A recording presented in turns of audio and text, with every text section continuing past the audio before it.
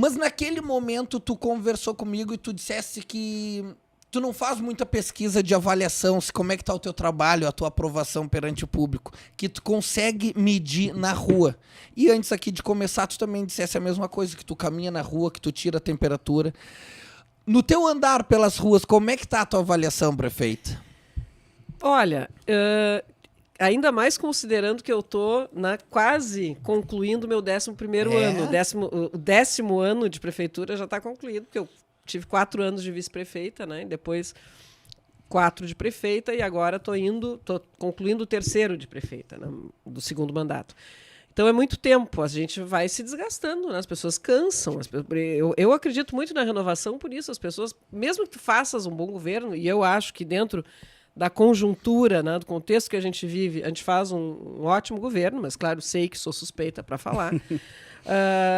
Mas mesmo assim as pessoas se cansam de ti, as pessoas querem cara nova, né? Querem imagem nova, querem ideias novas, e enfim, eu acho isso muito importante. Mas eu sinto muito carinho e respeito da população de Pelotas. Ainda sinto, ando nas ruas sem nenhum problema, sozinha, sem gente, sem segurança, sem nada, ando menos do que eu já andei, porque quando eu morava na praça, isso eu contei, né? Passeava com os cachorros, estava sempre na rua. Agora eu moro lá no Laranjal, mas venho muito, vou a super, as pessoas se surpreendem de me ver no super. Eu sou dona de casa, né, gente? Eu tenho que comprar. Tu compra tomate e batata?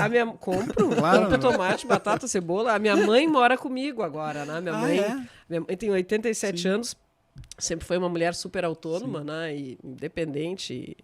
Enfim, a matriarca mesmo, mas teve um AVC em março desse ano. Não sabia, pô. E aí, claro, teve sequelas e está se recuperando. Está bem, bastante bem, na verdade, para quem tem 87. Sim. Né?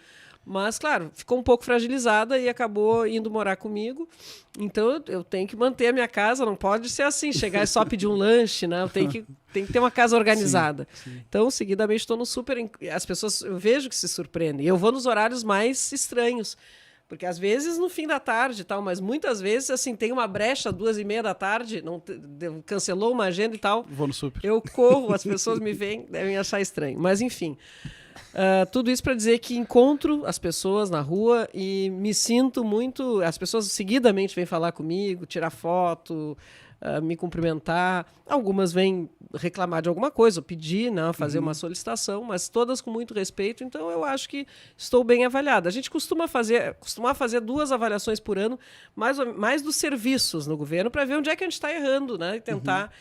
Uma coisa é tu perguntar para as pessoas na rua, cada um vai, mas outra coisa é fazer uma pesquisa científica para entender realmente onde é que tem alguma falha para corrigir. A gente, com a dificuldade financeira, a gente estava sem agência, precisa de uma agência mais fácil, tendo uma agência.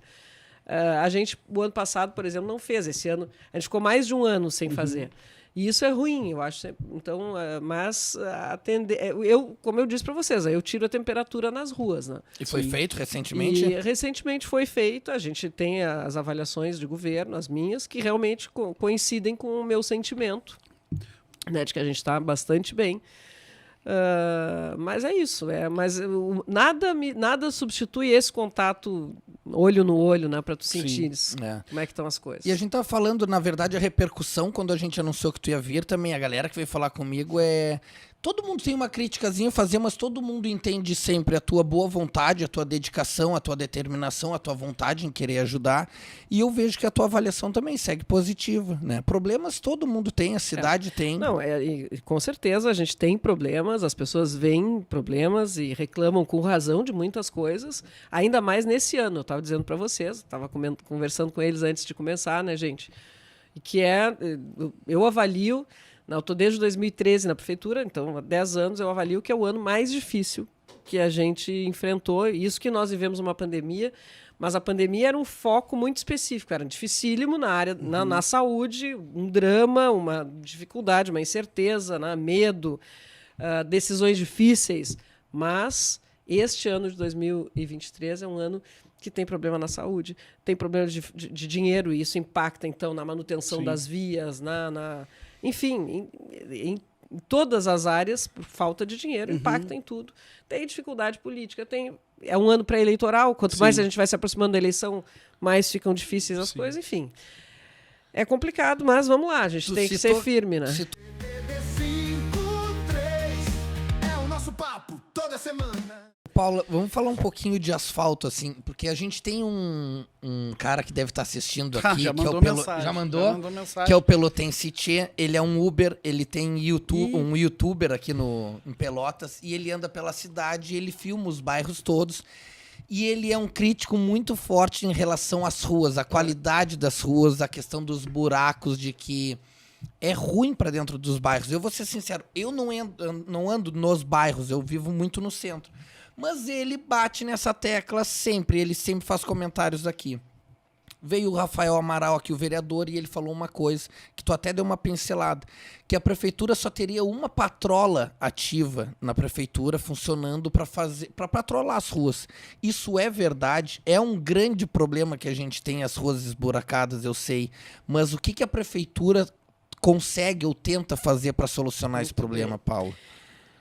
Então, eu imagino que um Uber sofra bastante nesse momento que a gente está vivendo, né? Então vamos separar. Uma coisa é a rua asfaltada, que tem buraco também, porque a chuva, a água é o maior inimigo do asfalto, né? E alguns asfaltos aí não foram muito... Não, ao longo da história, a gente procurou no nosso governo colocar base, fazer um asfalto bem feito, mas a água é inimigo do asfalto, e alguns, e Pelotas tem problema de drenagem, que é uma cidade muito baixa, acumula muita água, é muito difícil a coisa. Para resolver o problema de drenagem de Pelotas, a gente tem um plano municipal de drenagem que há quase 10 anos ficou pronto e dizia que precisava de 700 milhões de reais para resolver. Na época, o plano de saneamento dizia que para resolver o esgoto, que é o nosso pior problema, eu considero, eram 500 milhões. A drenagem é pior ainda. Caraca. E drenagem é fazer o quê? Fazer as águas, gente, escorrerem para o lugar certo, não acumular água. É uma dificuldade porque é muito baixa, tá? O lençol freático é muito alto, então é um problemão isso. E, por exemplo, a Ferreira Viana. A Ferreira Viana é uma via que não foi feita há tanto tempo assim. Uma das vias, né? Foi feita no governo Fetter. Foi. Mas qual é o problema? Então, por que ela... E justamente essa parte, porque a outra era de concreto, da época do Irajá, então é muito mais... Dura muito mais. Mas por que essa outra se deteriorou em pouco tempo? Porque não foi feita a drenagem, não tinha dinheiro para tudo. Bom, não fizeram... E agora nós vamos requalificar Adolfo Fetter, inclusive, o pessoal que vai para a praia deve estar sofrendo lá com eu mesma, né, com transtorno no trânsito que a gente está investindo, e deve perguntar por que será que estão investindo na Ferreira Viana. Falei Adolfo Fetter. Desculpem. Estou falando da Ferreira Viana. E está lá em obras, né? Porque o problema é esse. Tu dá remenda, mas o remendo não vai durar, porque tem problema de drenagem. Então nós estamos fazendo drenagem, dessa vez vai ser drenagem, e nós vamos fazer um recapeamento. Nas áreas que estão boas, não recapeamento, mas vai deixar ela uma outra via, assim. Então tem este problema. Então o asfalto é isso. Mas a gente se orgulha de ser o governo que mais asfaltou a cidade, e não só no centro, bairros. Tem obra de asfalto em absolutamente todos os bairros da cidade, com recursos que a prefeitura buscou, financiamentos, e com emendas parlamentares, muitas do deputado Daniel, que investe muito nisso.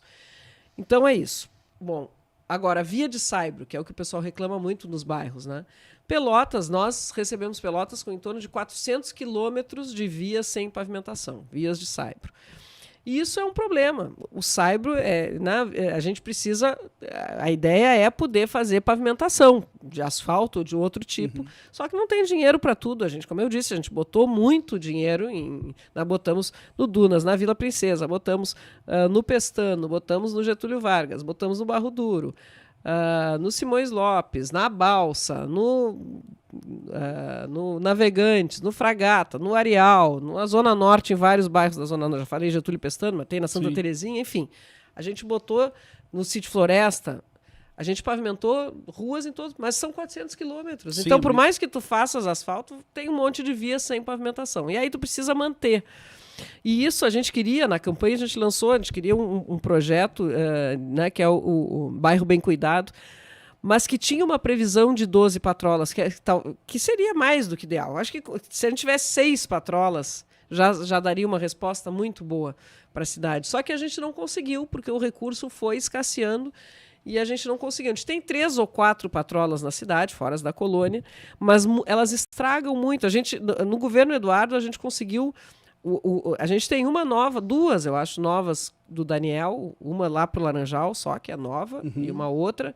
E tinha 2 ou 3 que o Eduardo tinha comprado, mas aí tem dificuldade de peças, porque a gente faz licitação, ganhou uma empresa chinesa, que eu nem estou dizendo que seja ruim, mas tem dificuldade, então demora para conseguir, ela vai para conserto, demora, elas estragam toda hora porque trabalham muito. Sim. Então, é complicado realmente, mas são 400 quilômetros de vias não pavimentadas. Sim. Aí quando chove, estraga tudo, a gente tem poucas patrolas, começa a trabalhar, tem que começar pela via do ônibus.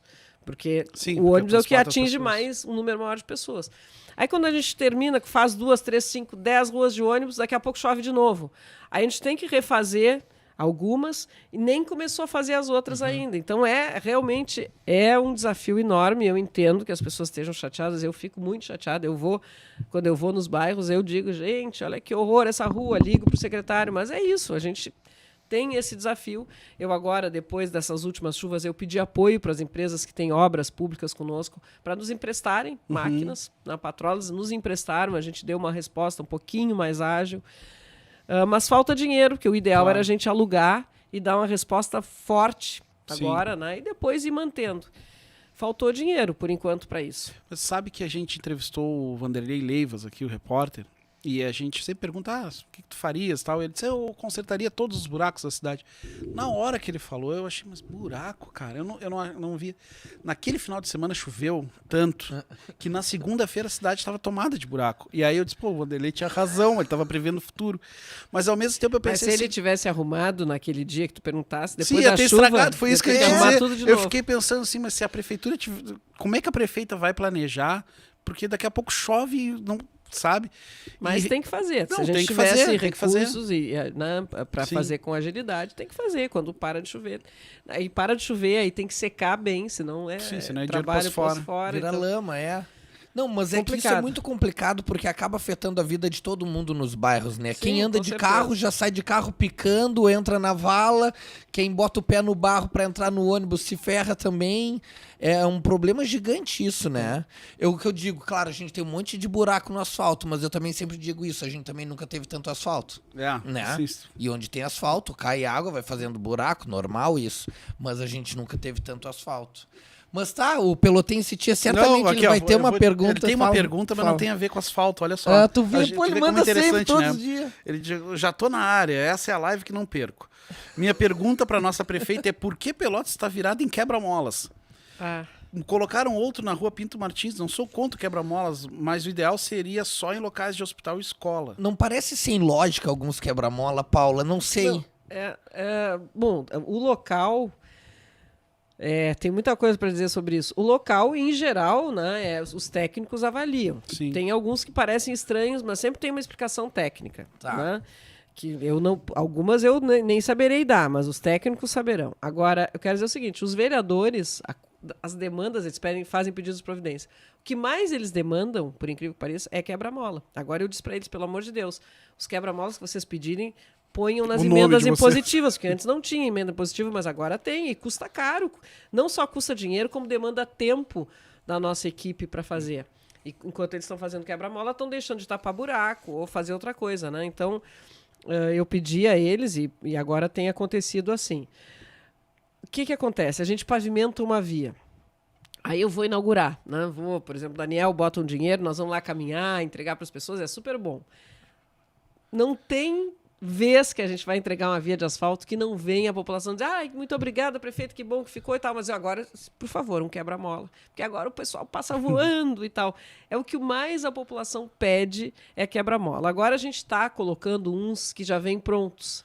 De plástico, menorzinho e tal. Ali na frente da Zezé assim, tem... os arquitetos, os caras que trabalham com mobilidade urbana, eles dizem, quebra-mola é pior, não tem sentido quebra-mola. Mas não quer dizer que tem que deixar uma via de asfalto larga para os caras andarem a 100, 120 por hora. Porque a cidade, é o que tu estavas dizendo, de um dos patrocinadores, do Parque Una, né? A cidade tem que ser para as pessoas, não para os automóveis. Então a gente tem que fazer ruas com fluxo menor, um fluxo mais lento. Mas o quebra-mola, ele é antipático, ele não é... até as passagens seguras têm mais sentido. Né? Se eu pudesse, eu só fazia aquelas passagens, as elevadinhas aquelas. Só que aquilo é muito caro. Imagino. É muito mais caro. Aí não tem dinheiro para tudo. Sim. Então, às vezes, tem que botar na frente de escola, na frente...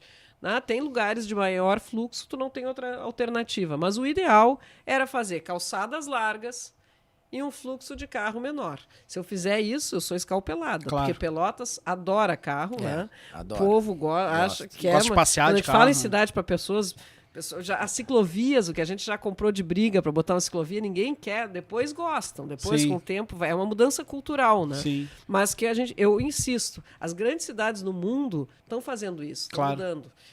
Estão investindo.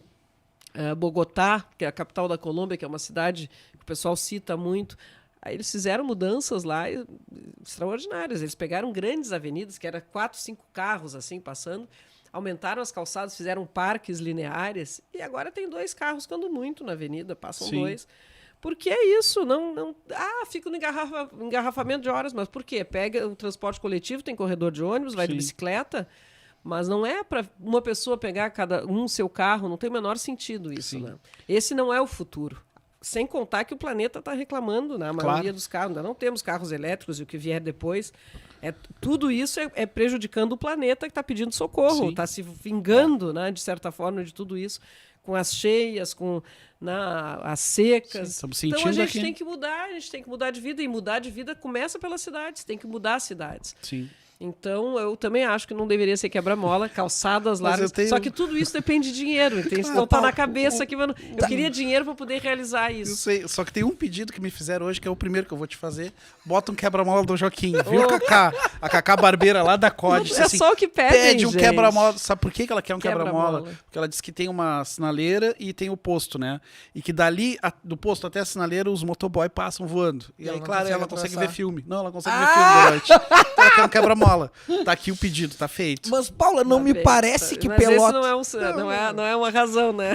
Os técnicos não vão aprovar, mas tá bem. Mas os técnicos também, eles aprovaram já aí, historicamente, cada rótula, cara, que não passa em nenhum outro lugar. Nem todas foram feitas por mim. Não tô dizendo feitas por ti. Eu tô te dizendo assim, ao longo, desde do Fetter, talvez...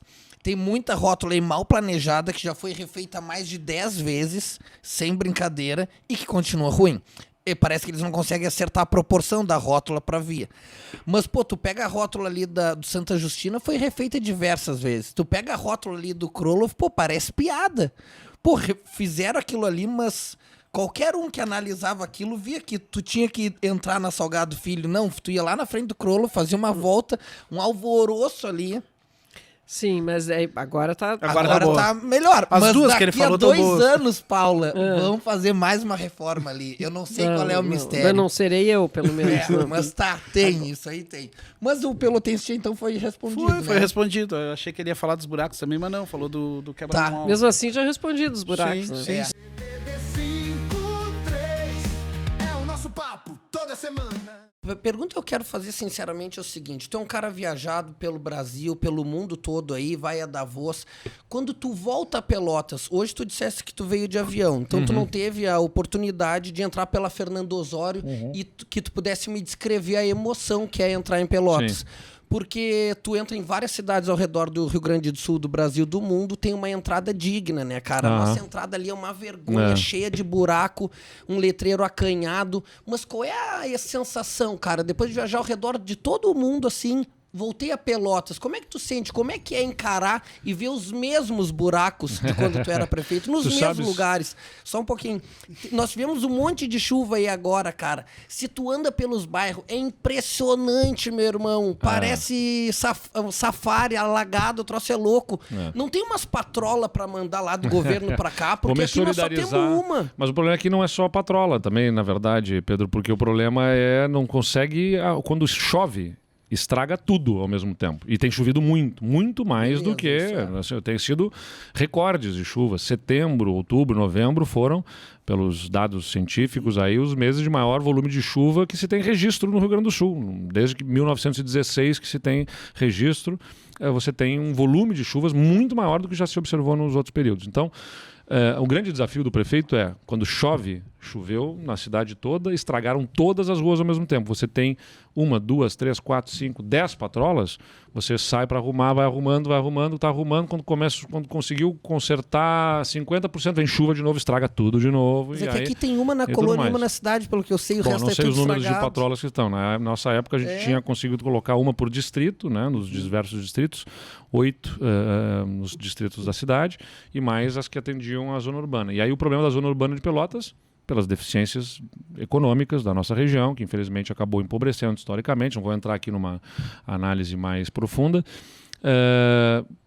Na minha época, não sei como é que está agora, mas na minha época, 40% das ruas da cidade eram sem pavimentação aqui em Pelotas. 40%. Quando eu falo isso para qualquer pessoa fora da cidade, as pessoas ficam muito impressionadas. 40% das ruas da cidade, você tem bairros inteiros do Getúlio Vargas, do Pestano, do Laranjal, né, do Barro Duro, enfim, entre outros bairros, da Vila Governaço, a outros tantos locais, que são sem pavimentação. Então, bom, e para fazer pavimentação, você precisa fazer drenagem, esgotamento sanitário, não é? Vai ali e toca um asfalto por cima. Você tem que fazer drenagem, esgotamento sanitário, você tem que fazer base, subbase, não sei o que, tudo mais para poder fazer. Então, colocar a pavimentação, agora ainda o asfalto ficou mais caro, porque desde depois da pandemia.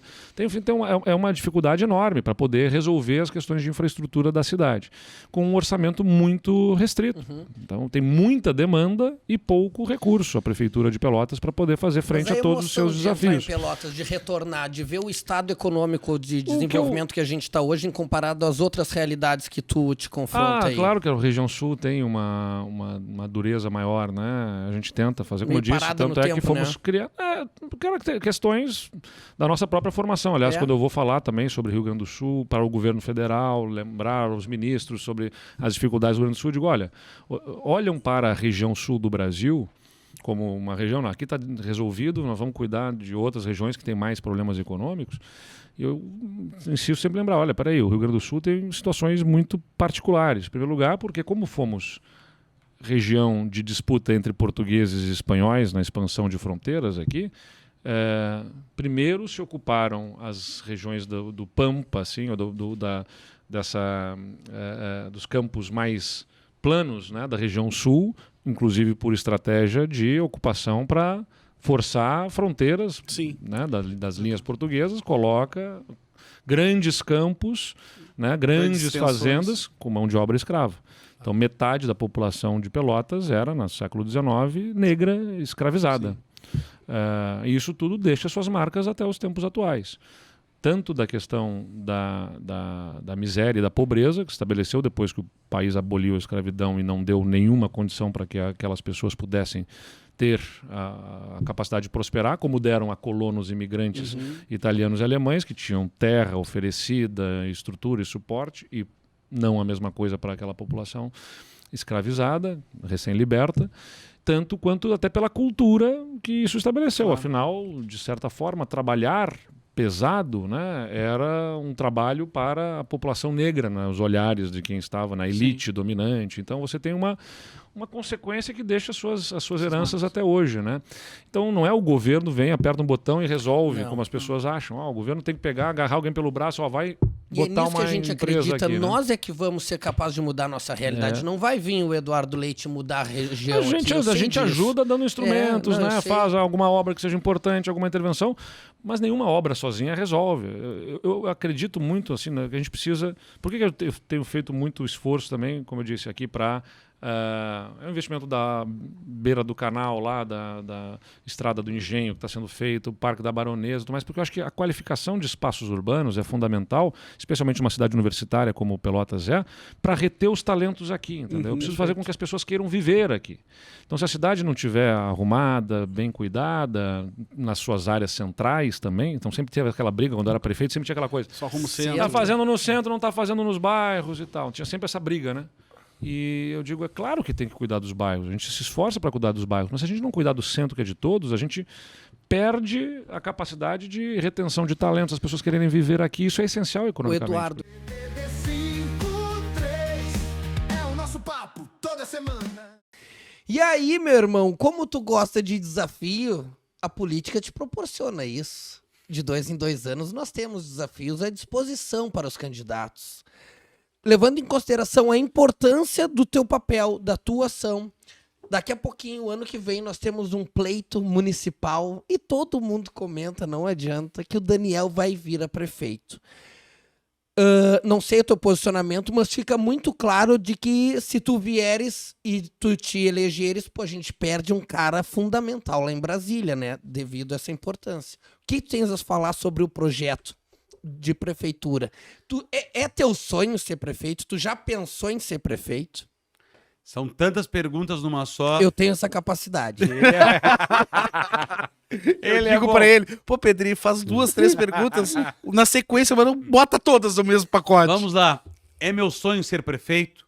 Eu não tenho vaidade na política, não tenho ego, eu não tenho vaidade de ser deputado federal. Eu digo pra vocês, eu ando do mesmo jeito, vou nos mesmos lugares, frequento os mesmos bares, restaurantes, sou o mesmo Daniel de sempre, não tenho vaidade na política. Sonho é algo muito amplo. Eu tenho muita vontade de poder estar prefeito em algum momento da minha vida de Pelotas, porque é uma cidade que me acolheu, que me deu muito, que me deu o que eu tenho, e eu sou muito grato a quem sempre apostou em mim. E, obviamente, quando eu caminho pelas ruas de Pelotas, tem já este movimento, digamos assim, das pessoas me perguntando. Eu digo, não é por mim eu ser prefeito, mas é por um projeto. Eu acredito nesse projeto, que hoje é liderado pela prefeita Paula, acredito que a cidade possa evoluir mais, acredito na responsabilidade que se é ser prefeito, mas eu também sei da minha responsabilidade como deputado federal, de estar representando Pelotas e a região em Brasília nessas pautas que a gente comentou aqui. Mas eu costumo dizer, eu estou pronto para todos os desafios. Se a cidade achar, se a população acreditar que esse projeto deve seguir e o meu nome é o melhor para poder liderar, né, como prefeito, junto com um grupo de pessoas, eu estarei pronto. Mas é claro que eu também sei da minha responsabilidade de construir isso, né, enquanto eu estiver deputado, politicamente, para que a nossa cidade siga recebendo recursos, que a nossa cidade siga recebendo esses investimentos tão importantes e que, obviamente, a gente percebe todos os dias.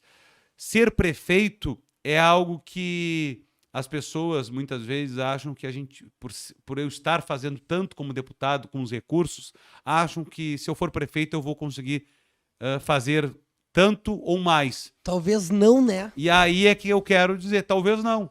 Porque se a gente não tiver recursos, a gente vai ficar só com um projeto. Então a gente também precisa compreender isso. Mas o que eu quero dizer para vocês é que não tem nenhuma decisão tomada. Eu não sou de fugir a pergunta, eu digo na lata. É isso aí. Se tiver que ser prefeito ou candidato a prefeito, serei.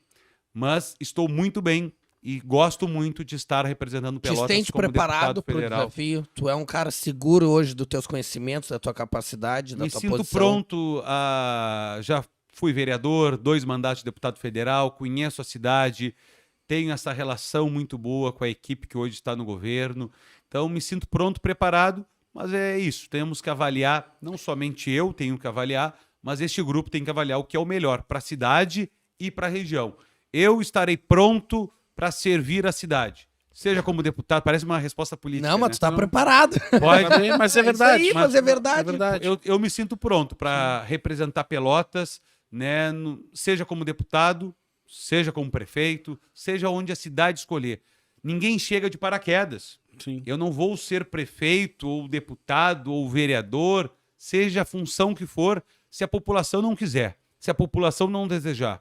Então a gente pode criticar vários políticos que aí estão, mas se eles estão ocupando esse espaço, é porque foram eleitos democraticamente com o voto do povo. É isso aí. E eu fui eleito, eu tenho que agradecer. E estou aqui para colocar, né, o meu trabalho à disposição. Se o meu nome vai estar à disposição ano que vem ou não, não sei dizer. O projeto, o grupo, tem outros bons nomes, né? Eu tenho conversado com meus amigos do PSDB, o Idemar Bars é vice-prefeito há 8 anos, foi vereador por 5 mandatos. Temos também o Viana, foi vereador 2 vezes, presidente da Câmara de Vereadores, deputado estadual, secretário de Estado por 2 vezes. Tem o Fernando Estima, que foi secretário municipal, que foi superintendente dos portos também. A gente estava falando do porto, tão importante. Sim, Daniel, mas energia desses que tu citou, meu irmão, é tu, não adianta. Energia, quem vai fazer já alguma tens coisa um eleitor é tu. aí. BB53 é o nosso papo. toda semana. Tá todo mundo fazendo as contas, né, cara? Pra ver quem vai vir a prefeito de Pelotas aí.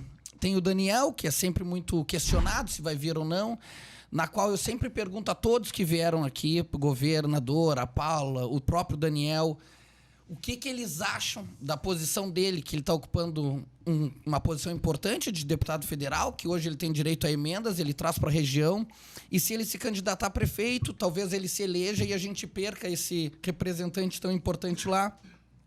Ficaríamos 2 anos no hiato tentando eleger um outro depois, porque é inegável a importância de um representante lá na Câmara dos Deputados. Se tu quiseres falar sobre isso também. Nós somos 5.400 e poucos municípios Aqui, no sim. país. É isso. Só tem 513 lá. É muito importante. E com verba. Quantos? Né? 513, ó, o teu número que tu estava falando Só antes. tem 513 parlamentares nacionais que movimentam a história do país. Cada votação que tem lá muda para cá ou para lá, ou muda para melhor, ou muda para pior. Entendeu? Então é um... Tu vem É uma fazendo posição- os teus cálculos. Não, Quem tu acha eu que são não- os seus não- competidores aí? eu não tenho competidor até agora. Ó, tá Boa, bom. É boa. verdade, isso é verdade. Então, já que tu não tem competidor, eu acabei recebendo algumas informações aí de alguma pesquisa que tá rolando. E indicam que tu estarias na frente, Marrone. Todo mundo tem pesquisa, menos eu. Duvido! Tô te falando. Vou ter agora. Mas, Ah, até, mas agora... até agora não tem isso. Não. E eu Nós tô- estamos lá se arrebentando para montar a sede do PT, arrumando, fazendo vaquinha, não sei o quê, porque, bom, não começou a campanha, não tem fundo Sim, partidário, sim, não sim. tem, né? Tem que se virar. Mas a tua percepção na rua, qual é? Ah, o candidato sempre tem uma percepção boa, porque só chega perto de ti Quem quer falar coisa boa, né? quem quer, enfim, né, ter um contato, fazer um carinho, expressar alguma coisa, né? Geralmente quem é contra torce a cara e vai para outro lado, né? Entendo. Então o candidato sempre é muito contaminado por essa coisa que, né? E tem que ser otimista também, senão não concorre, né? Senão os caras Não, forem eu acho, otimistas. o que me anima, né? Primeiro, é que isso que eu digo, nós não vamos conseguir sair, né, dessa enrascada que nós estamos, fiscal, desenvolvimento, enfim, de infraestrutura, se nós não tivermos um forte apoio do governo federal, né, e do governo estadual. Nós queremos apoio também do governo estadual. Né? É daqui, ele vai continuar sendo governador e vamos lá dizer, olha, precisamos de investimento aqui, ali ou acolá. Então isso me anima, porque tem um cenário favorável, né, para que a gente possa, né, implantar o projeto que está sendo implantado nacionalmente aqui. Se nós conseguirmos, por exemplo, né, entrar em todos os programas do Minha Casa Minha Vida, dos programas de saneamento, dos programas de infraestrutura e de drenagem, dos programas de educação, de escola de tempo integral, né, o programa de saúde, aproveitar melhor essa realidade nova para a nossa cidade, que é a EBSER, a construção do hospital. Né? Então, isso é um sonho que nós começamos, né, em 86. Tu tá falando do Hospital Escola ou do Novo Pronto-Socorro? Não, No Hospital Escola da IBCE. da EBSER. Que a Né? prefeitura nos contou aqui na Por frente que da Obser? rodoviária. Desculpa, eu não tô identificando. Empresa Brasileira de Serviços Hospitalares. Porque é o não seguinte, sabia. as universidades tinham sempre... que Fundações. Né? tinham fundação, geriam ali um pedaço... Era a FAO, né, antigamente, aqui em Pelotas. E esse serviço de urgência, emergência e o hospital de alta complexidade é muito caro. Imagina. Então quem tem que bancar é o governo federal. E banca. O modelo para implementar em todas as universidades, porque cada um era uma realidade. Sim, sim. Então o modelo foi o modelo do Hospital das Clínicas de Porto Alegre, que é um hospital federal que atende, né, desde do pronto-socorro, de urgência e emergência, até a alta complexidade que ninguém atende. É só eles que atendem. Então, e é totalmente SUS, totalmente bancado pelo governo federal. Então, bom, esse é um modelo que deu certo, que tem uma gestão profissionalizada, é uma empresa, etc. Vamos implementar isso. Aí se votou no Congresso Nacional e se aprovou a EBSER, Empresa Brasileira de Serviços Hospitalares, e que está em construção. E aqui em Pelotas, nós começamos, né, nosso pleito para a EBSER é um hospital de grande porte. Aí chegou nesse governo do inominável, já rebaixaram para médio porte. Aí, não sei o que, o pronto-socorro já foi para outro lado. Então, sabe? É o nosso papo toda semana. Na minha reeleição, né, é isso, forças políticas que movimentam, não é só a esquerda e a direita. Né? Tem um centro que movimenta a cidade, que via de regra pende para um lado ou para o outro e vence a eleição. Sim. Né? E o Bernardo fez uma aliança com a direita. Né? Tu faria uma aliança com, Não, com o de je- centro? Vamos dizer com Não, um não, Fetter. com a direita, um com- Fetter, não, por mas exemplo. Fetter não é centro, acho. Direita, velho. Direita. É isso que eu digo. O Bernardo fez em vez de fazer uma aliança conosco, ele fez uma aliança com a direita. Então a cidade foi para a direita. Né? E tu, é que eu sou curioso, cara, eu vou te dizer, a gente vem abordando a questão política aí, já desse pleito, antes mesmo desse ano começar, entendeu? E eu tô ligado que tá todo mundo fazendo os cálculos, tá todo mundo fazendo as pesquisas, coletando informações para desenhar os melhores cenários políticos em busca da vitória. Mas tu acha que tu poderia um dia articular, de repente, com um PP da vida, algo do tipo assim? Um Fetter, de repente, algo... Gente, não é uma questão do Marrone, entendeu? Quando eu vou para a campanha, eu tenho que ter... Quando eu vou ser candidato pelo meu partido, tem que ter aval do partido. Né? Bom, e as questões objetivas que decide é o partido. Hoje, o PP apoia o governo Lula? Vota com o governo Lula? Não, né? Vota. Vota? O PP, o PP. Ah, eu achava que não. Sim. Então, tá lá. Digamos assim, uma base aliada do governo Lula. Bueno, isso é uma coisa, né? Eu venço a eleição, tu quer te aliar, quais são os teus projetos, vamos fazer junto. E é o partido, né? Não é a pessoa. em si. Aí é difícil. Agora, claro, nós estamos numa disputa mundial. Marrone e Fetter é tipo Lula e Alckmin, não? Deixa eu falar aqui. Não é. Não sei. Não é. Não? É o seguinte, ó. Nós estamos numa disputa mundial, né? Entre a extrema esquerda, entre a extrema direita e o centro liberal para a esquerda, certo? Essa é uma luta mundial. Ela está lá, ela está nos Estados Unidos, ela está aqui, está no Milley. É uma disputa do futuro da humanidade. Ou nós vamos para esse processo, né? Do fascismo de novo?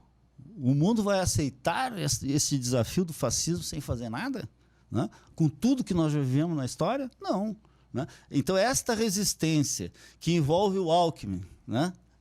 Assim, são os liberais democratas que se veem representados na esquerda, né? Num governo de coalizão e, portanto, vence as eleições. Senão, onde nós estaríamos fazendo debate aqui hoje se o inominável fosse o ditador do Brasil? Ah, o Bolsonaro tá falando. Não sei, né? Né? Não sei. Não. Se ele fosse ditador, provavelmente não. Mas né? quem dá um golpe é o quê? Não, tudo bem. Se Não é um desse o golpe. Não existe golpe democrático. Não. Golpe é golpe. Não, é E que... quem dá o golpe com as forças impõe o seu projeto. Porque este projeto, né, que eles tentaram empurrar o Brasil goela abaixo, ele só cabe à força. O povo não aceita. A sociedade brasileira não aceita. Né? Então, só a força. E nós estaríamos num regime de força, com certeza. Como estão vários países. Quais, por exemplo? Aqui, Argentina, regime de força. Mas foi eleito democrático. Isso, mas está impondo um regime de força sobre a sociedade. É o nosso papo toda semana. O que eu falo aqui, os guris veem sempre. Me parece que as pessoas pararam de ter grandes ideias nessa cidade. As pessoas que eu digo, as lideranças. E o senhor sempre vem com grandes ideias, né? E quando o senhor foi no Pelotas 13 Horas e disse que ia ser pré-candidato, eu disse, Pedro, vamos ter que chamar o Irajá aqui. Porque a gente precisa saber quais são as ideias dele. Então, já que a gente entrou nessa seara, eu queria que o senhor fizesse para nós aí um apanhado do que o senhor vê hoje na cidade, a região, e quais são as suas principais ideias para melhorar. Que eu vejo uma região nessa cidade? Na cidade. Nada. Nada acontecendo. Nada acontecendo. Lastimavelmente. Repara, eu disse esse tempo para a Paula. Digo, imagina, nós tínhamos 5 grandes frigoríficos. O que sobrou? Sobrou alguma coisinha. Não vou dizer que não temos absolutamente nada. Temos pouquinho. Nós tínhamos 5 grandes curtumes. Não sobrou nenhum. Nós tínhamos 3 grandes esmagadoras de soja. Não sobrou nenhuma. Nós tínhamos 18 fábricas de conserva. Inclusive, o bisavô de vocês tinha a fábrica das latas. Sim, a Metalúrgica Guerreiro. A Metalúrgica Guerreiro. E imagina, foi tudo arraso, né? No lugar dessas, alguma coisa. Eu, inclusive, fiz uma tentativa com a montadora de tratores. Eu me lembro Junto disso. com o Zé Luiz, né? É. Pode crer, da China, né? Não. Não? Até a vinda. Depois o Zé não quis fazer a sociedade, disse que a família dele não queria mais que ele se metesse na sociedade, e eu toquei sozinho. A construção O ali, senhor pena. chegou a fazer a A montagem? montadora, né? sim, nós. Olha, e tivemos um crescimento chinês. ali na Salgado Filho, o senhor montou, Na não Salgado foi? Filho ali eu onde era comecei. metalúrgica. Depois comprei lá onde tinha sido a Casper. Não sabia que tinha ido pra lá. Eu lembro dos tratorzinhos ali na Salgado Filho. Não, eu me lembro de ter os tratores, mas eu não... Sim. Eu lembro, sim. Comprei lá e ainda vivemos 5 anos lá, até que a Dilma nos fez uma grande. Modificou, não, tem que ser só para produtos nacionais. Esse recurso subsidiado para a compra de tratores, mas tem que ser nacional. Muito bem. Então vamos nacionalizar. Não.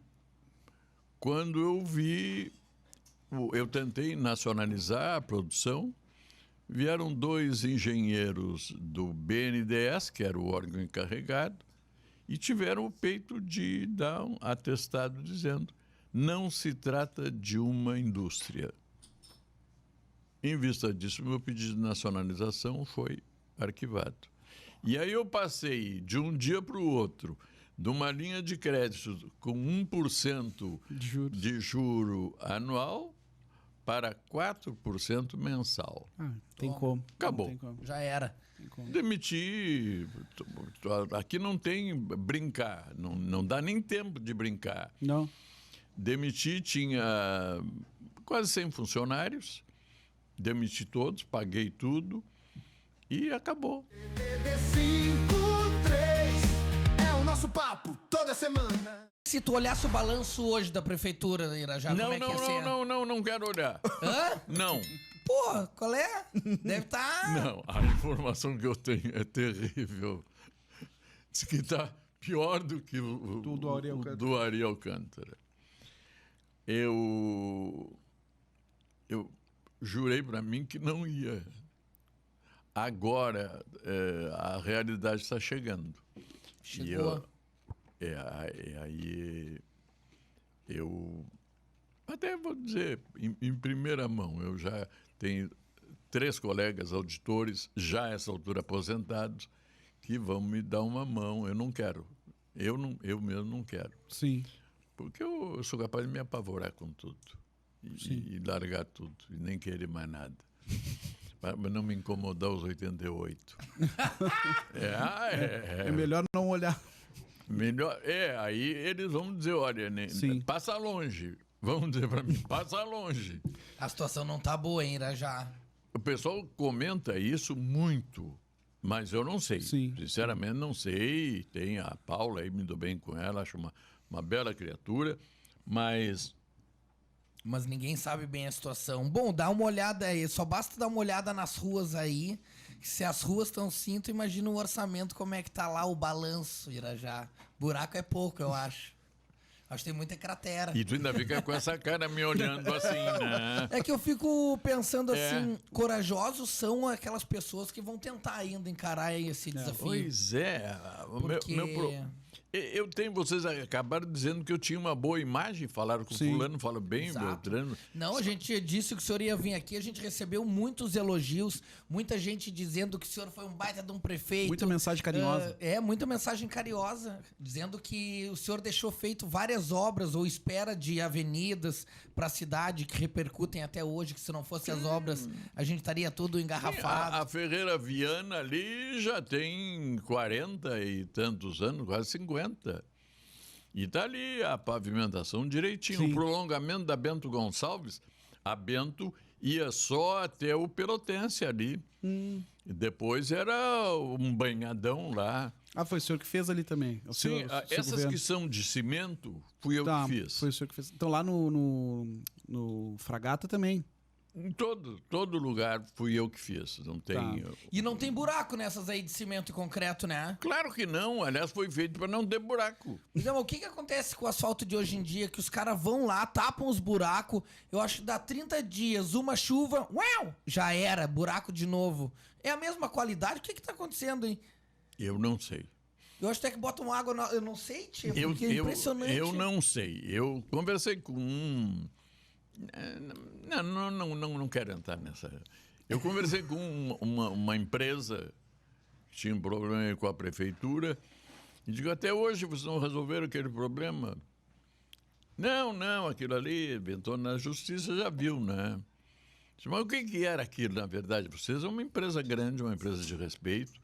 Sabe, veio um memorando da prefeitura dizendo que o asfalto deve ter 1 centímetro. Reboco? Reboco? Pouco mais do que isso. Não é. Aí é brincadeira, né? Por isso eu comecei a me preocupar com como substituir isso. Sim. De fato, o cimento é mais caro, o concreto cimento, né? Sim. Que foi feito a Juscelino Kubitschek também. E agora é 20% mais caro. Não me lembro de ter dito isso quando o secretário de obras veio me consultar. E demora bem mais. Sim. O que tu acha, já é 20% mais caro e a demora é maior. Eu não tenho pressa de eleger o próximo prefeito, não tem nada a ver com a próxima eleição, não é problema meu.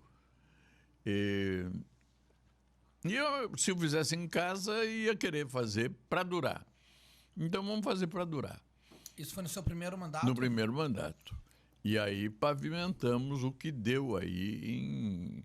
Sim, mas são as grandes obras da cidade até hoje. Até hoje.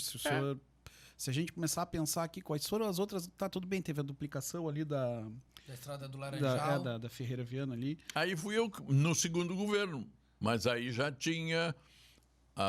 Mas o senhor deixou à espera, né? Da Juscelino também. O senhor não chegou a fazer, tava lá à espera.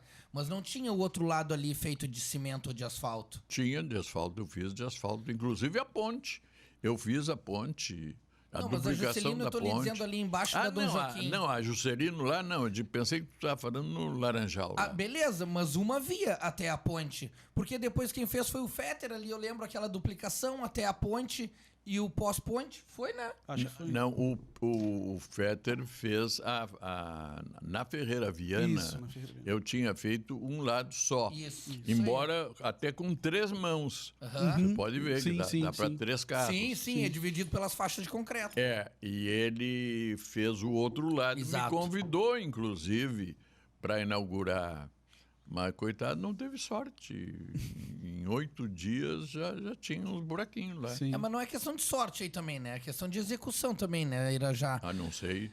Porque assim, eu não sou nenhum engenheiro, mas tu pode ver a duplicação do Laranjal ali, que foi feita por ele. Até hoje não foi resolvido o problema de escoamento. Quer dizer, a água chove, que sempre choveu na vida, né? Chove, ela fica em cima do asfalto e ela não tem um escoamento para lateral. E como não tem, ela empoça tanto na via quanto na ciclofaixa. Então o cidadão que anda de bicicleta e vai pro Laranjal, que são muitos trabalhadores, eu sempre que acompanhei aquilo ali tudo. No dia de chuva, meu irmão, não tem condições, Irajá. Tem um trecho da estrada ali, quase chegando na ponte. Tu vem pela pista da esquerda e tem um carro pela direita em dia de chuva, ele passa numa poça, te sobe pra cima do para-brisa, por 2 segundos tu não fica enxerga cego e tu tem que continuar dirigindo. E é Na isso fé. aí, e a obra foi feita, tá ligado? E quem é que vai consertar? Quanto tempo vai demorar para que tenha um escoamento na Estrada do Laranjal? Para que consertem esse erro? Porque pelo menos nós vamos viver com esse problema ali mais 50 anos, mais 60 anos. Porque foi mal feito na hora que ele fez. Mas deixa eu te dizer uma coisa. Na verdade, ali a construção da ciclovia do lado é que acabou determinando esse tipo de problema. Porque eu não me lembro quem fez a ciclovia. Foi o mesmo Fetter. Foi na Foi? mesma. Foi na mesma. Bom, Tenho certeza. mas na não mesma foi obra. problema da obra da pavimentação Tinha que ter da uma caidinha. avenida. Tinha que ter uma caidinha. A ciclofaixa foi depois. A ciclofaixa foi depois? Foi depois. Mas tinha que ter uma caidinha e uma boca de lobo, seu Irajá, tá Claro. ligado? Como tem em qualquer cidade um pouquinho mais organizada.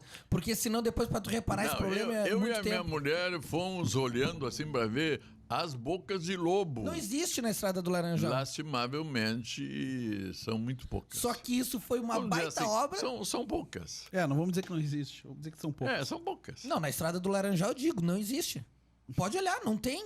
E foi o que o Otávio diz, as maiores obras tinham sido do senhor. Aí o Otávio citou essa do Fetter, essa duplicação, que foi uma importante, mas mal feita, cara. Mal feita e que a gente continua usufruindo ela inapropriadamente por mais 50 anos tranquilamente, Irajá. Mas não é que não existisse boca de lobo naquela época. Essa tecnologia existe há muito tempo. muitos É que os anos. caras não quiseram fazer mesmo, tá ligado?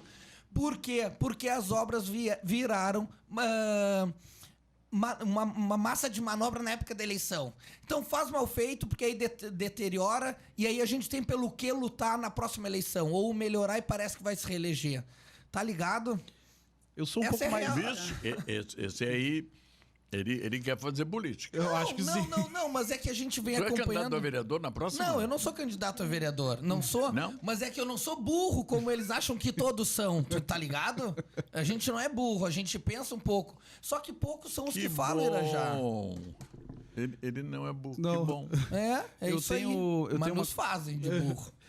Pensam. Eu sou um pouco mais velho que o Pedro e eu me lembro, então, quando eu era criança, eu participei. Eu vi a campanha para a segunda eleição com o Michel Alau de vice, né? E aí me lembro do jingle e tal. E me lembro uma crítica que faziam ao senhor é que o senhor fazia muita obra cara, né?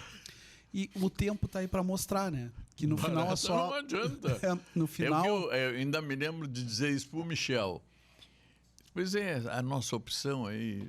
Tchê, só tem isso. Tu não pode fazer porcaria, porque aquilo tudo vai acabar caindo em cima de ti. Não mesmo, é como se fosse lá em casa.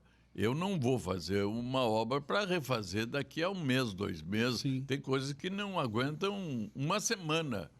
Já estão esburacadas em uma semana. Por isso, agora, eu estudei bastante e tenho uma outra proposta. Nem cimento, que é caro, nem asfalto, que é mais barato, mas a durabilidade é problemática. Antes ainda de sair, da segunda vez, eu fiz uma experiência com base num trabalho feito pela Cientec, de Porto Alegre, de uma mistura, não, uma combinação, não é mistura. É combinação porque os dois elementos, cada um perde as suas condições próprias. Então, uma combinação de calcário, esse calcário comum que se usa para tirar a acidez da terra, calcário e mais cinza de carvão de pedra, carvão mineral. E então tenho levado à discussão do partido isso. Nós temos uma grande vantagem. O lixo de Pelotas é todo ele levado para a candiota de caminhão. Sim. E o caminhão volta de lá vazio. Vazio, pode trazer calcário. Então vai trazer aquilo que eles fazem todo dia. Eles queimam 1 milhão, sobra 1 milhão de toneladas de resíduos. Resíduos de carvão. Dá para trazer aquela cinza de carvão, ou aquele pó de carvão, e misturar com o calcário e água e dá um composto excelente. Antes de sair a segunda vez, eu fiz uma experiência ali no Laranjal, no Santo Antônio, na dobrada da... Como é o nome daquela avenida? Rio Grande do Rio Sul. Grande do Sul. Ali passando o clube, logo naquela quadra mesmo do clube, entrando à direita ali, tem uns 7 a 10 metros ali que eu fiz de pavimentação para experimentar. TD53 é o nosso papo toda semana. Eu quero começar a entrar aí no mandato. Eu acho que tu ocupa... Não, agora tu já tá no final do teu mandato. Eu quero saber, se tu pudesse avaliar dentro desses 4 anos, qual foi o teu feito mais considerável dentro desse teu primeiro mandato como vereador, Jurandir? Eu acho que é a constância. Constância. Eu tô sempre fazendo algo, eu tô sempre participando, eu tô sempre... se fosse para destacar um momento especificamente, a gente tem um momento que é assim, eu tive o prazer de participar disso. A gente aprovou já no primeiro ano de mandato um projeto de lei que estabelece a política municipal de agroecologia e produção orgânica. Nós temos em Pelotas uma das melhores leis de agroecologia e produção orgânica do país. Referência, inclusive, para outros lugares. As pessoas vêm aqui buscar, pedem cópias, pedem para receber e tudo mais. O processo de formação dessa lei foi muito interessante, porque a gente conseguiu juntar um monte de gente. Quando eu penso em legislar, eu penso em coisas desse tipo. Juntar um monte de gente. Qual é o nosso problema? O que tem que estar na lei? Não é eu lá, do alto do meu brilhantismo, sozinho, ou com a minha assessoria fechado num gabinete, dizendo que essa lei vai ser boa por causa disso. Não, a gente vai discutir a lei com as pessoas. Qual é o problema? Quais são as soluções? O que tem que estar na lei? O que não precisa estar na lei, mas a gente desenvolve depois e tudo mais. Então, de episódios, eu diria que esse é um episódio importante do primeiro ano. A fiscalização e o trabalho que a gente fez de informação durante o período da pandemia em relação às vacinas, eu sou muito orgulhoso disso, porque eu poderia ficar numa posição de criticar a Paula porque a vacina não chegava, ou de dizer que a culpa era do Bolsonaro. Então, eu fazia essas críticas quando era necessário fazer, mas eu também informava as pessoas, vai te vacinar em tal lugar, a prefeitura organizou direitinho, fazia propaganda do local de vacina lá quando teve no centro de eventos, né? Vamos levar as pessoas para lá para vacinar, porque isso é importante para nossa saúde coletiva, né? Então eu vejo que a gente tem uma constância fundamental de trabalho, que é entender o que está acontecendo naquele momento, como a gente se posiciona naquele momento, qual é o momento de criticar, qual é o momento, inclusive, de apoiar medidas do governo. Veja, tem um momento da história de Pelotas, é uma coisa meio doida isso, mas tem um momento da história de Pelotas que tem gente que está criticando o governo da Paula porque a Paula estava vacinando as pessoas em Pelotas, porque estava organizando a vacina, né? Ou seja, e nesse momento o que tu faz? Eu sou oposição à Paula, Sim. nós somos do PSOL, eles são do PSDB, eu sou crítico a esse governo não desde ontem, ou no ano de 2024, porque nesse ano tem eleição, porque na política tem muito disso. Tem gente que estava agarrado na Paula até ano passado, que agora virou os maiores críticos da Paula. Tem gente que dá presente para Paula, e aí agora chegou perto da eleição, são os maior inimigo da Paula. Porque, de fato, o governo da Paula e do PSDB em Pelotas, ele vive o seu pior momento no ano de 2024. Quem tem que explicar isso são eles. Agora, na saúde tem um caos, na educação tem um caos, na pavimentação urbana tem um caos, com escândalos de corrupção que existem. Por que isso está acontecendo no último ano? Eu não tenho como explicar. Eu sou um político da oposição e sou oposição a essa turma desde sempre. Criticamos essa turma desde sempre. Não por uma questão pessoal. Eu não gosto da Paula. Eu não gosto do Eduardo. Mas uma questão de projeto político. Na nossa opinião, eles representam o projeto dos ricos. Eles não representam a mudança que é necessária para Pelotas, que é uma cidade que se constituiu em cima de trabalho escravo, de um dos processos de escravização mais violentos do país inteiro, e até hoje não fez justiça social em relação a isso. Então, assim, penso que... O que tu estava perguntando? Por que eu fiz toda essa volta? Tu falou mesmo? que tu apoia, tu critica e também apoia sim. quando A gente necessário. conseguiu ter um momento, em diversos momentos. Tem um momento aqui que tem que sustentar. O governo apresenta, por exemplo, voltando da pandemia, tem um momento que o governo apresenta, se coloca, o Bolsonaro tinha aquela coisa de não comprar vacina e tudo mais, né? Se coloca a hipótese, ela não se confirmou, mas se coloca a hipótese de Pelotas participar de um consórcio de municípios para comprar vacina junto com outros municípios. E vai um projeto de lei em regime de urgência para a Câmara. Eu sou o maior militante desse projeto. Era um projeto da Paula. Exatamente, eu chego e digo assim, traz para cá, vamos votar, e tem que ser em urgência mesmo, entendeu? E vamos embora. né? E fizemos e foi aprovado. Não se comprou vacina pelo município naquele momento, porque aí se organizou nacionalmente. Me parece, inclusive, que teve um tema de legislação nacional que não que podia. impossibilitou que os municípios fizessem, os estados, quem tinha que comprar era o governo federal, de fato. Né? Mas como se abriu a possibilidade naquele momento, tinha que apostar. Faz sentido, né? Tem que ser o governo federal. Jurandir, e qual foi a maior derrota dentro desse teu primeiro mandato? Um projeto ou uma ideia que tu achou que ia passar, ia conseguir executar? Teve isso? Alguma derrota acachapante? Puta merda. Deixa eu pensar. É porque parte do meu trabalho é prever o que a gente... Eu conheço. Parte do meu trabalho, eu tinha que identificar rapidamente o que era essa legislatura. Quem são os meus colegas, quem são os meus colegas que apoiam o governo, quem são os que podem apoiar de vez em quando. Então, assim, a gente teve muitas derrotas. Na verdade, a gente teve uma legislatura, tem muita gente que me diz isso, inclusive, né? Olha, tu pegou uma das piores legislaturas para trabalhar. Porque é muito difícil trabalhar na Câmara, nesta legislatura. Porque nós somos muito minoritários. Nós temos 2 parlamentares do PSOL, nós temos 2 parlamentares do PT, que é um partido que a gente tem alguma relação. A gente tem a vereadora Cristina Oliveira, que era do PDT e agora foi para o PSB, com quem a gente tem ali uma boa relação também. Nós somos 5 de 21. Então, assim, em um primeiro momento, especialmente, foi muito difícil trabalhar, porque se formou ali um grupo de colegas que entendia que eles eram maioria e que as coisas que eles faziam tinham que acontecer. As coisas que a gente fazia não tinham que acontecer. E eu fiz um trabalho de bastidor intenso, que me ocupou, que me tirou de fazer coisa na rua, que me tirou de fazer coisas com meus apoiadores, para explicar para aquelas pessoas que, assim, tudo bem que existe uma maioria no parlamento, isso é da política, eles elegeram mais vereadores do que nós, assim é. Só tem um ponto: eu não posso ser impedido de fazer uma audiência pública com os meus eleitores. Isso é meu direito enquanto parlamentar. Eu não posso ser impedido de apresentar um projeto. Se alguém quiser votar contra o meu projeto, pode votar contra o meu projeto, mas eu não posso ser impedido de apresentar o projeto. Isso aconteceu? Não exatamente de apresentar o projeto, mas tinha um elemento de já, assim, quase de boicote. De boicote. Por exemplo, audiência pública, que para o meu tipo de eleitor histórico é coisa fundamental. Preciso chamar as pessoas para a gente discutir determinada questão. Foram várias que a gente fez durante o mandato, né?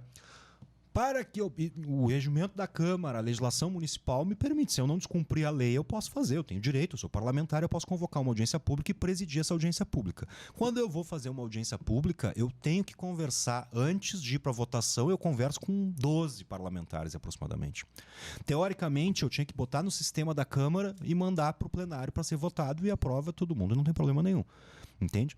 Então, assim, mas isso é um problema, eu acho que talvez... Esse é um momento de derrota, assim, de ter que fazer isso, de ter que fazer esse tipo de esforço que não deveria. Isso ocupa muito tempo, né? Eu vejo o tempo que o parlamento me ocupa para estar lá dentro, não fazendo as coisas que eu acho que um parlamentar deve fazer. Isso é uma derrota. Eu luto contra isso quase que todos os dias. E tem dias que eu sou derrotado, posso dizer isso. Tem dias que eu entendo assim e falo para os parlamentares, digo, gente, aqui o que nós temos para fazer hoje dentro desse espaço é até as 2 horas da tarde, por exemplo. Depois disso nós não precisamos mais. Só que aí um inventa que tem que ficar, porque tem que discutir mais não sei o quê, e eu já sei o que é o não sei o quê, e sei que aquele não sei o quê não vai levar para lugar nenhum, entendeu? Que aí tu pode sair de lá às 2 horas, aí tu vai visitar a Dona Maria no bairro tal, saber qual é o problema do bairro dela, por que tem aquele buraco, não sei o quê e tudo mais, qual é o problema da escola A, B, C ou D, sabe? Eu me sinto derrotado. Agora tu me perguntou e eu fui pensando na resposta enquanto falava. Isso é uma derrota. Isso é uma derrota que às vezes eu tenho. Entende? Eu luto pra não ser derrotado nesse sentido, mas de vez em quando eu tenho essa derrota. É o nosso papo toda semana. Olha, tem aqui um tema sobre transporte coletivo. A gente, durante um tempo, critica a nova licitação do transporte coletivo. Qual é a crítica que a gente faz? Você tem um conjunto de empresas que fez um consórcio que assumiu o transporte coletivo de Pelotas. Eram praticamente as mesmas empresas que faziam o transporte coletivo antes. Esse conjunto de empresas, com a nova licitação, ele tem um elemento de controle sobre o sistema de transporte coletivo que nós somos críticos. Quer dizer o quê? As empresas do transporte coletivo podem determinar, inclusive, questões como itinerário. Por exemplo, passa ônibus perto da tua casa, o empresário do transporte coletivo pode, de acordo com a lei, ele pode dizer, não, aqui não é mais interessante para nós que passa, então não vai passar mais. Qual é a nossa crítica histórica do PSOL? O sistema de transporte coletivo é controlado ele é regularizado por uma licitação e nós criticamos a licitação. Essa é a posição histórica do PSOL e qual era a nossa proposta para isso? Estatizar o sistema de transporte coletivo e ter uma empresa pública de transporte coletivo. Nós estamos, nesse momento, incorporando a proposta de tarifa zero, porque a gente tem estudado no país inteiro diversos municípios que têm incorporado a proposta de tarifa zero. Ou seja, seguir com esse sistema de transporte, mas arranjar recursos a partir de impostos que os mais ricos paguem para financiar o sistema de transporte coletivo. Isso já existe em mais de 100 cidades no Brasil. Ou seja, nós seguimos extremamente preocupados com o transporte coletivo. É um absurdo o transporte coletivo de Pelotas, é um absurdo o tempo que você leva para se deslocar, é um absurdo a qualidade dos ônibus, é um absurdo a falta de qualidade dos abrigos. Ou seja, a gente faz uma crítica e a gente tem uma proposta para apresentar. E essa proposta vai melhorando ano após ano, porque a gente vai estudando cada vez mais. Uma coisa que ele falou aí agora que eu me lembrei, cara, que o Irajá, na segunda vez que ele ganhou, ele também tinha a proposta do ônibus zero. Ah, ele tinha já naquela época? Tinha, era ônibus de graça. E aí ele não implementou, né? Mas eu tava fazendo aquela pergunta se o projeto tinha mudado, porque a gente recebeu o Irajá veio com ideias novas, não sei o quê. E o Eduardo Leite entrou naquele momento, né, nessa eleição, como, digamos assim, um candidato apoiado pelo Fetter, que era o prefeito, que já vinha de um... E esse grupo político ficou até agora. Né? E aí, se tu não mudou muito teu projeto, parece que as coisas não mudaram muito, então, né? Não. É porque tem esse elemento, não sei se eu entendi exatamente a tua pergunta, mas tem esse elemento da nossa parte, os problemas, muitos deles seguem. Agora, por exemplo, aí vou pegar uma coisa que mudou.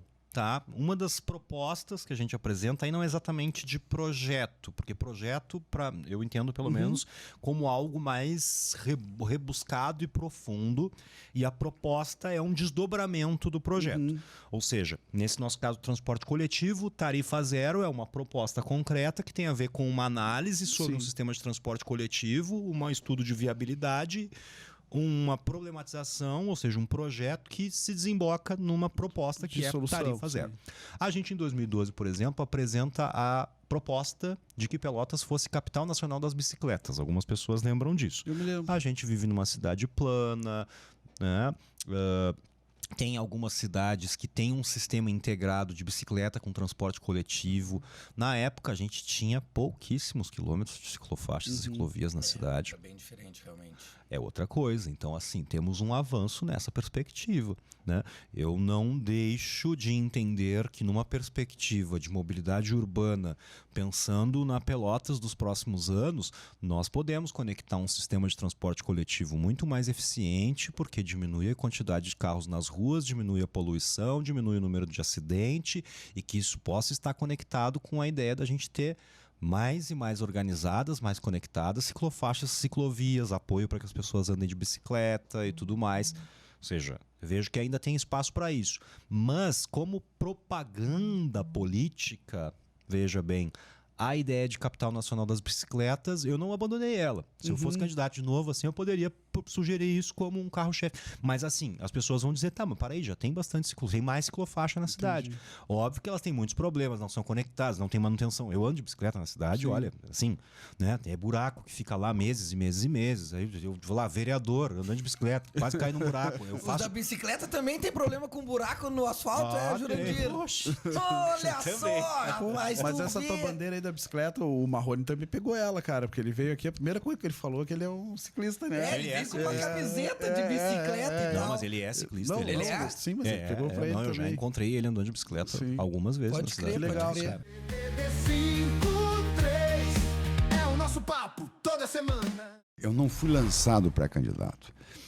Desde o início, desde o ano passado, quando a gente começou a estudar as contas da prefeitura, Boa. esse é um documento escrito ano passado, em outubro do ano passado.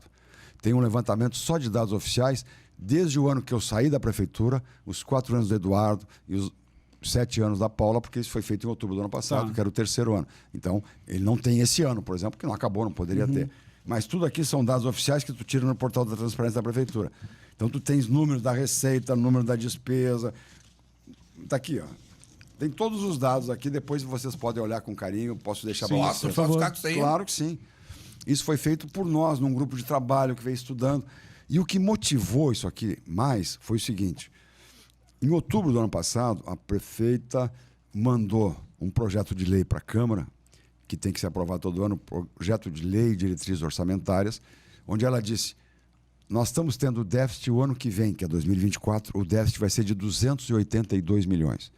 Ou seja, a prefeitura não tem dinheiro para fazer as despesas e vai ficar devendo 282.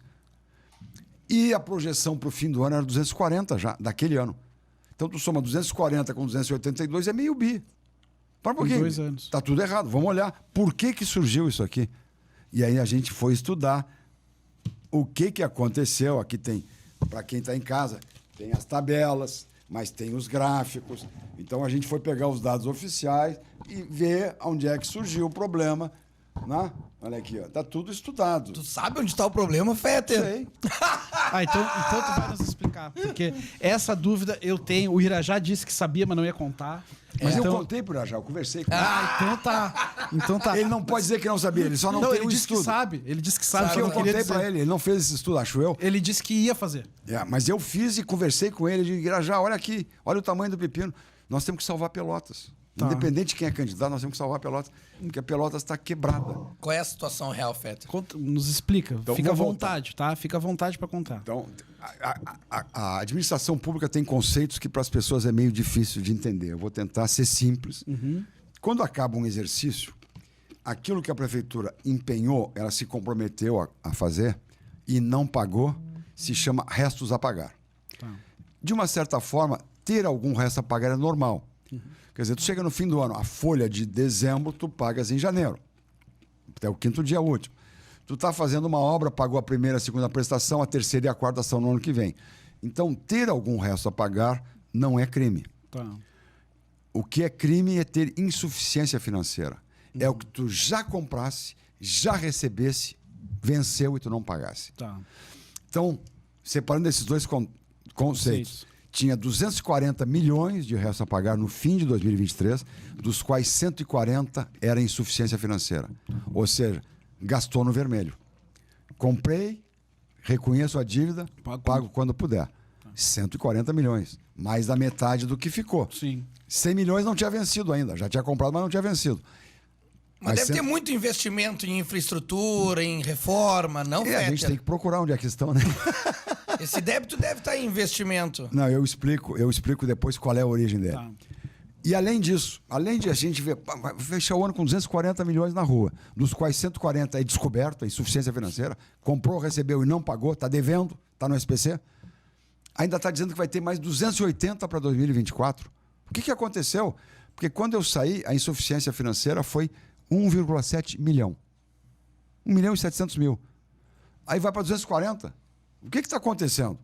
Quando eu saí, a prefeitura devia 30 milhões de reais para bancos e tal. Ela hoje deve 550. 20 vezes mais. Ou seja, o que aconteceu? Aí nós vamos estudar. Vamos entender esse troço com dados oficiais. Então, a verdade é que a prefeitura pegou muito financiamento. E uma coisa que eu aprendi com o Banco Mundial, que foi Pelotas foi a primeira cidade de porte médio do Brasil a receber um financiamento do Banco Mundial, que só financiava governo do estado e capital. Nunca financiava a cidade do interior, mesmo que fosse grande, como é o nosso caso, média.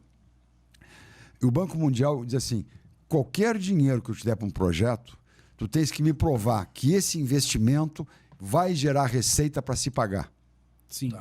Ou seja, o que nós vamos te dar o dinheiro para fazer, isso vai possibilitar aumentar a receita e essa receita vai se pagar. Dou um exemplo. Nós concluímos a duplicação da Ferreira Viana. Com essa duplicação, o que acontece?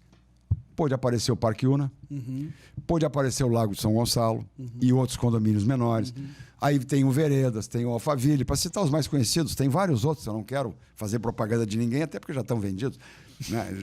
Mas, de qualquer maneira, sem duplicar a Ferreira Viana, não tinha como fazer isso. E não tinha como fazer um shopping em Pelotas. TV53 é o nosso papo toda semana. É difícil na política criar sucessores. Tu vê que o Lula está há 30 anos aí e falam que ele, com 80 e tantos anos, é o candidato de novo. Ele não criou ninguém no PT para substituí-lo. Quando criou, foi a Dilma, e foi o desastre que foi a Dilma. O meu sucessor foi prefeito e é governador. Se disser que ele foi meu chefe de gabinete. Quando eu assumi a prefeitura, ele era um assessor do Bernardo. Eu o tornei, aos 21 anos, meu chefe de gabinete. E depois ele não tinha conseguido se eleger vereador, era suplente. E depois ele se elegeu, por ser meu chefe de gabinete também, e pelas suas qualidades, obviamente, se elegeu vereador no meu segundo mandato. E depois se elegeu prefeito, e depois governador. Então, dizer que eu não oportunizei a renovação, o Eduardo tem tudo que é defeito do mundo e suas próprias qualidades. Eu reconheço as qualidades e os defeitos, mas ele é um cara que se provou que aproveitou a oportunidade. Esqueceu um pouco quem o ajudou, mas aproveitou a oportunidade. Está bem. Então não vai dizer que eu não acreditei num guri de 21 anos que hoje é governador do Rio Grande do Sul. A Paula eu herdei de chefe de gabinete. Depois virou vice e hoje é prefeita. Estava na equipe que eu herdei. Né? E outros vários. Eu posso citar exemplos. Então, eu oportunizei espaço para os jovens. Só que os jovens têm que aproveitar o espaço.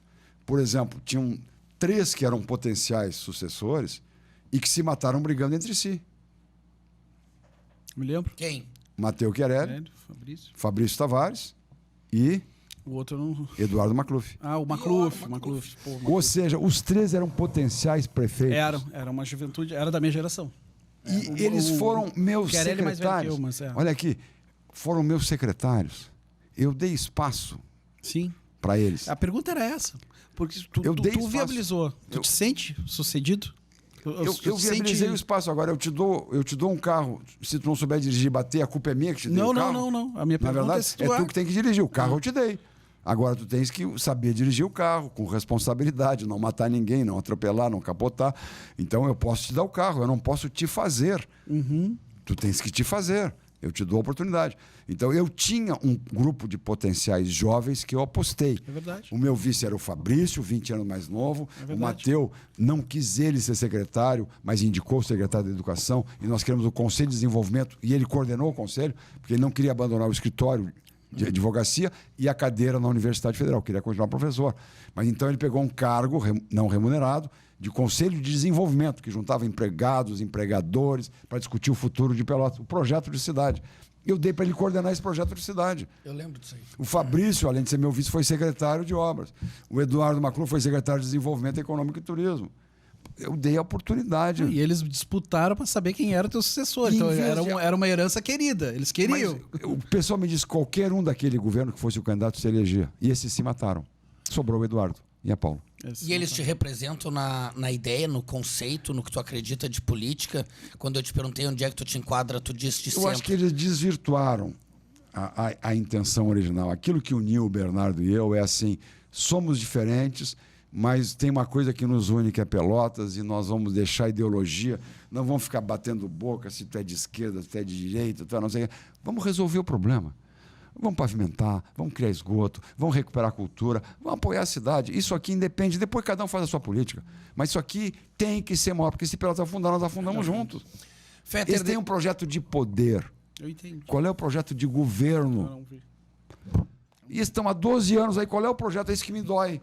Não são más pessoas, trabalharam comigo, eu não quero falar mal de ninguém, mas eles não têm um projeto de cidade, um projeto de governo, ó. Estão comprando pessoas por apoio por secretaria. Agora?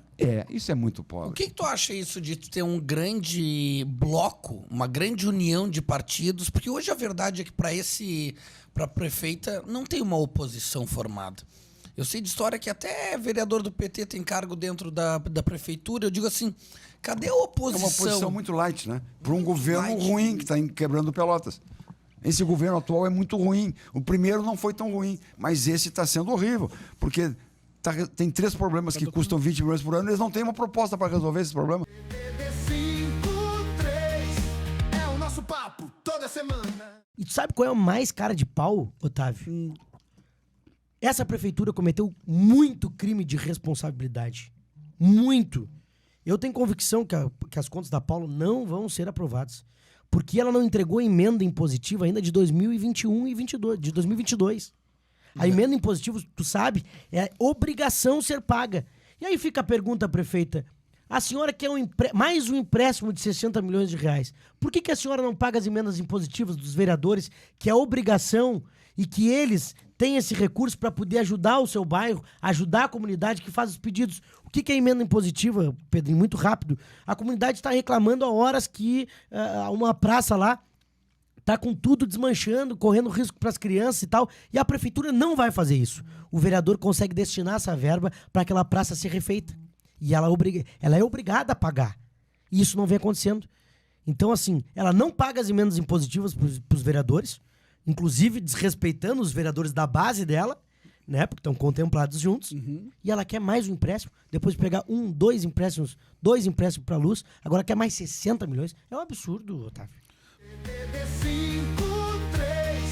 É o nosso papo toda semana.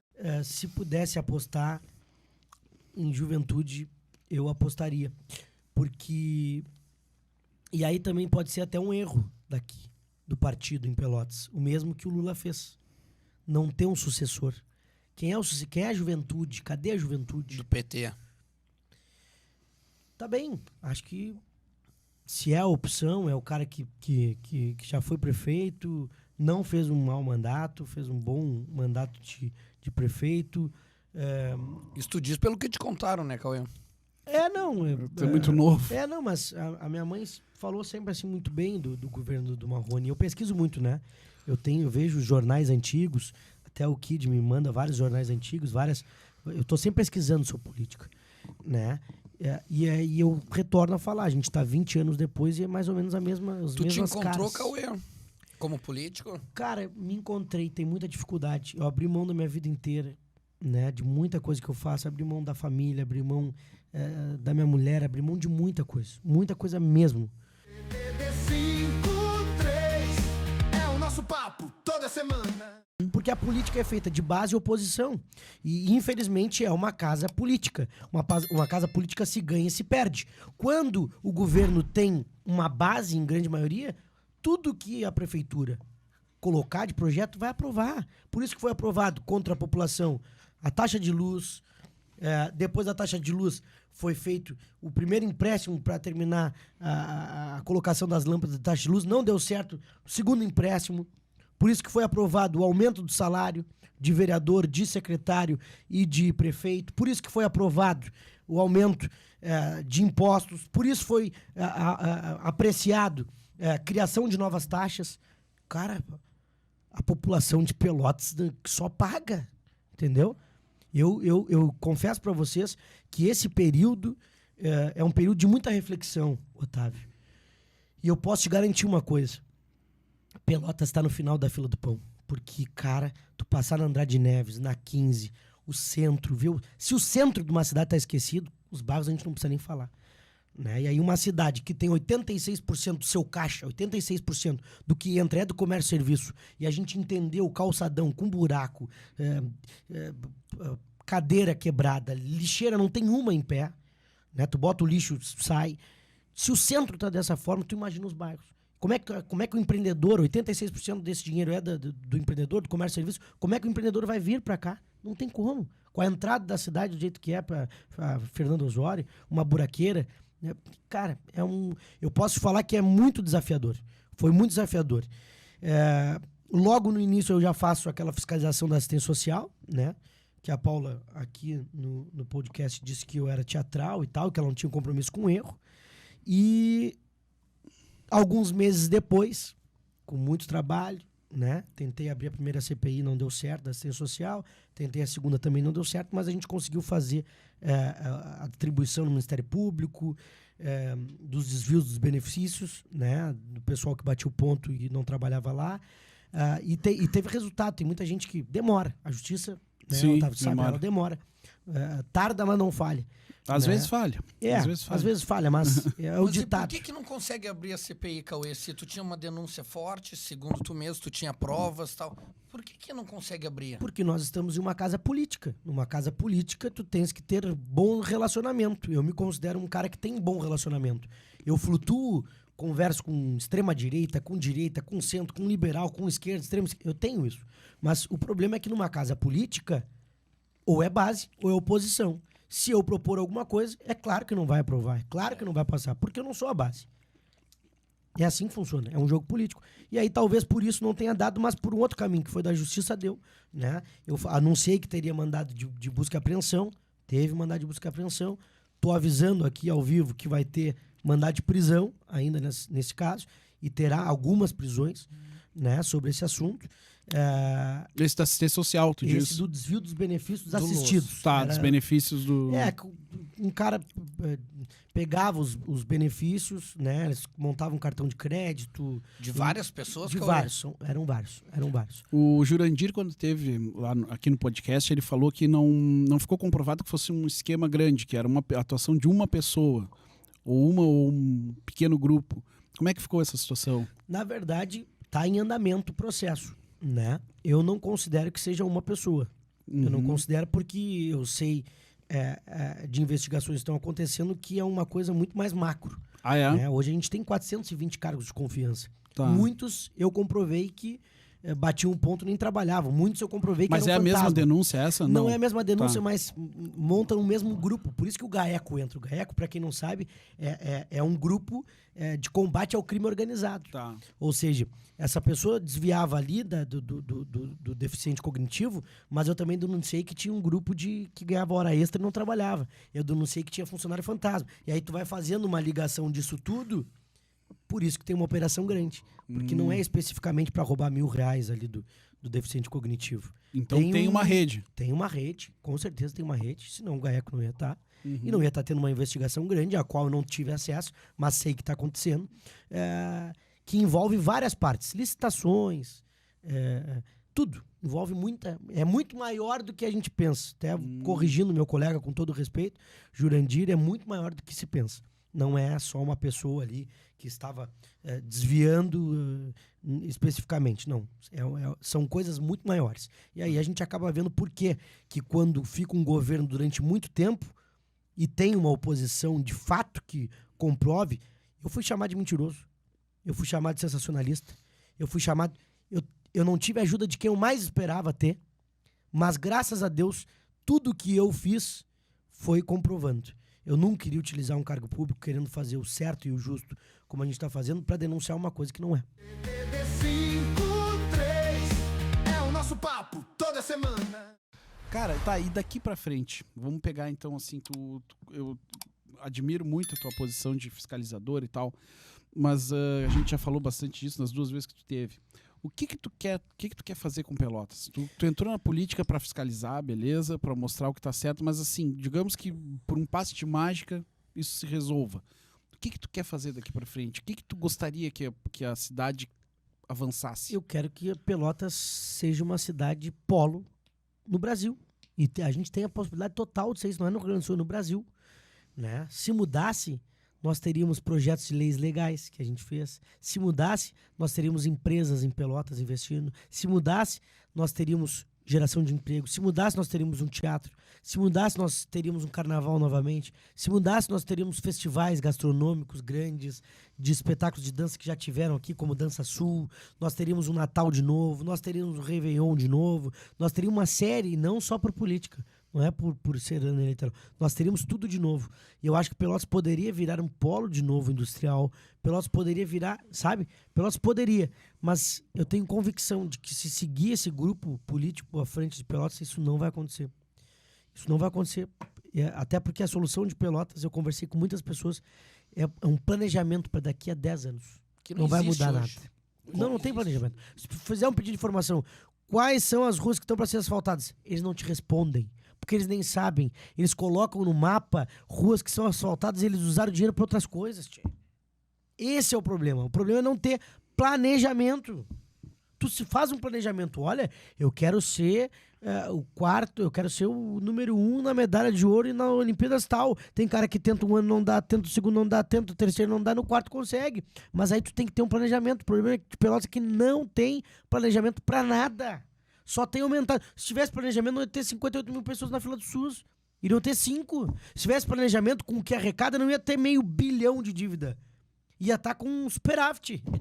Então, assim, não tem planejamento pra nada. Nada, amigo. Nada.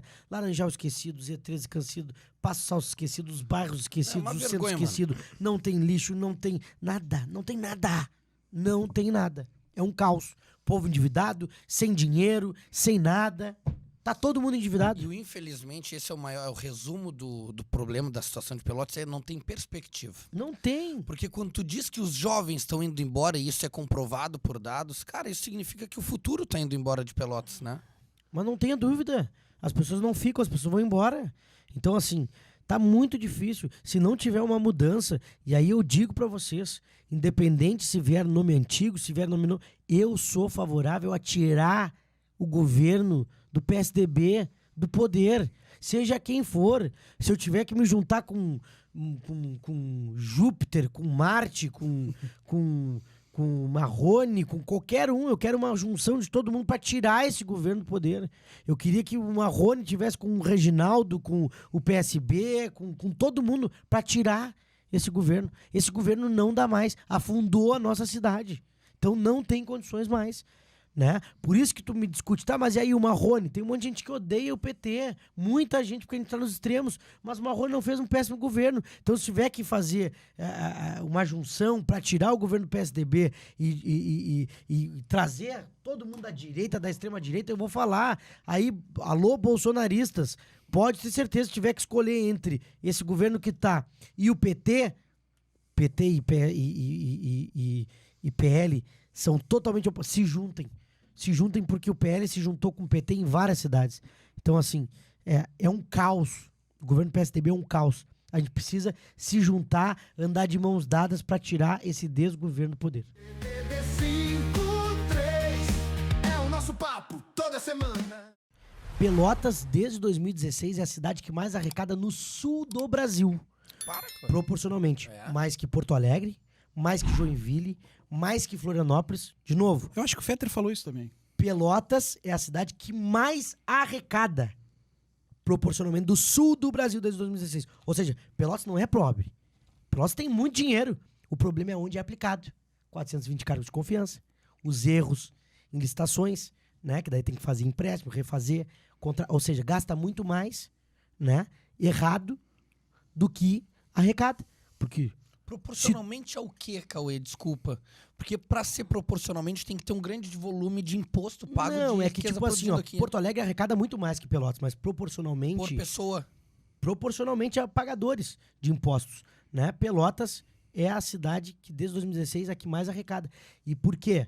Por causa do parquímetro, aquele programa que devolve se tu coloca o CPF na nota, por causa da taxa de lixo, por causa da taxa de luz, por causa do IPTU, por causa do ITBI. Pelotas tem muita taxa. De fato, tem a PMOC. Hoje, se a prefeitura chegar lá e ver um empreendedor que tem mais de 3 mil, tem 13 ar-condicionado com mais de 20 mil IPTUs, ela cobra uma taxa. Que é a PMOC, anual, sim. Anual. Então, assim, taxa de licença, taxa, imposto. Ou seja, Pelotas é muito rica, muito, mas gasta muito mal. Gasta muito mal. Os parquímetros são milhões de reais. Até hoje eu não sei onde vai o dinheiro. Onde é que vai o dinheiro? Não tenho a mínima ideia, a prefeitura não me responde.